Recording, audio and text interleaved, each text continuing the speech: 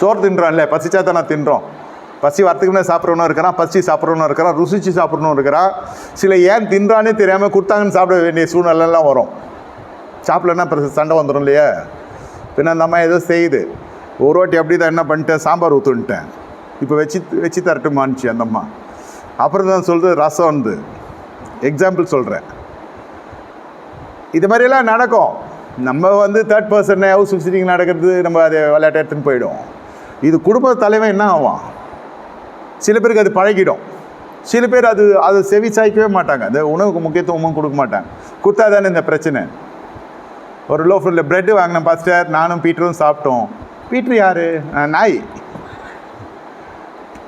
அபிஷேகம் பண்ணப்பட்ட பேர்லாம் நாய் பிராணிகள்லாம் வச்சு வளர்க்குறாங்க இல்லையா? பீட்டர் சாப்பிட்டாரு, இவரும் பீட்டரும் சாப்பிட்டாங்க, பீட்டருக்காக ஜெபம் பண்ணிக்கோங்க, இந்த மாதிரிலாம் இருக்கும். அது ஒரு பேத்தமை. சத்தியம் போயிடுச்சு. இது பைபிள் படிச்சுட்டு சர்ச்சுக்கு போயிட்டு அதை எத்தனை கபோர்டில் வச்சுருவாங்க, அவ்வளோதான். அடுத்த சர்வீஸ்க்கு எடுத்துன்னு வருவாங்க.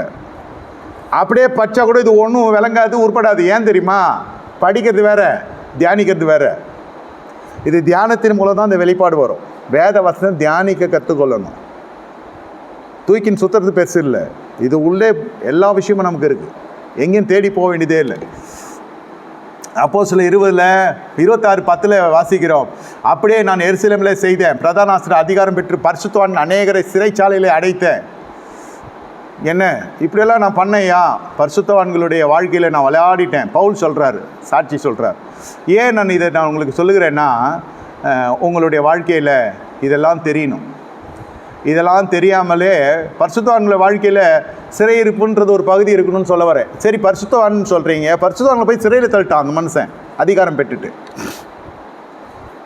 சிறையிருப்பு என்பது பரிசுத்தவானுடைய வாழ்க்கையில், அபிஷேகம் பண்ணப்பட்ட வாழ்க்கையில் நீதிமான் ஆக்கப்பட்ட பிறகு, பரிசுத்தவான் ஆனவன் பிறகு சிறையிருப்பு என்பது இருந்து கொண்டே இருக்கும்.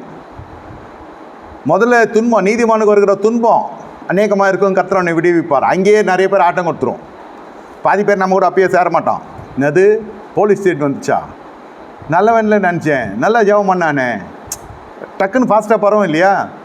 ரோமபுரி சேவர்கள் வந்தோடனே பாதி பேர் ஓடி போயிட்டான் சீடர்கள். அது வரைக்கும் எல்லாம் உட்காந்து சாப்பிட்டுருந்தானுங்க. அவரோட தான் இருப்பேன்னா, நான் இதை செய்வேன் அதை செய்வேன்னா, கடைசியில் ஒரு சிச்சுவேஷனில் ஓடியே போயிட்டான். இன்னொருத்தர் என்ன பண்ணுன்னு தெரியாமல் கத்தி எடுத்து காதை போட்டுட்டான்.